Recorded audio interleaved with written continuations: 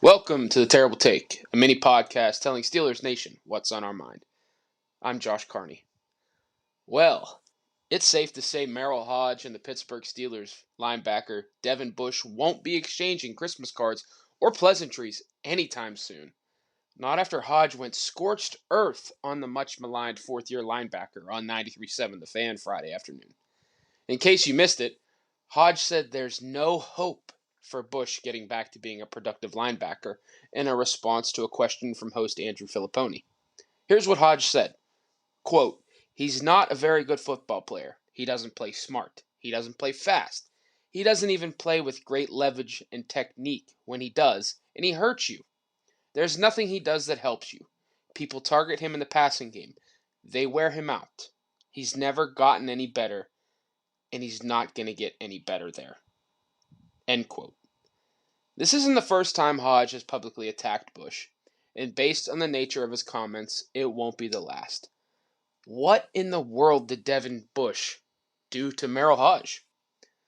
There's no denying that the 2021 season was an absolute disaster for Devin Bush, who returned from a torn ACL suffered in October of 2020, cutting short a promising second season. Throughout the 2021 season, Bush looked timid, worried about his knee overall, and just wasn't throwing his body into situations last season in what appeared to be an effort to not put his lower half into compromising situations. It happens with players returning from knee injuries like that. Now, with a full offseason of health ahead of him, Bush is excited to get back to playing football and being the player the Steelers traded up to draft in 2019. That player, especially right away, was an impactful defensive piece. Hoge saying Bush does nothing that helps you simply isn't true.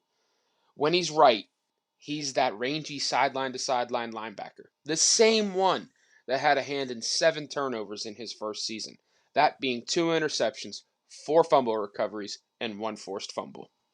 The talent is still there, and there's a good chance with a full offseason ahead of him and another handful of months removed from the injury and the subsequent surgery, that Bush returns to being the player everyone once thought he was. Hoge's comments about Bush felt personal from my perspective. No other way to slice it for me. The former Steelers' comments might have had some merit if he also didn't call Robert Spillane the Steelers' best inside linebacker and state that rookie Mark Robinson had better traits than Bush in the same breath.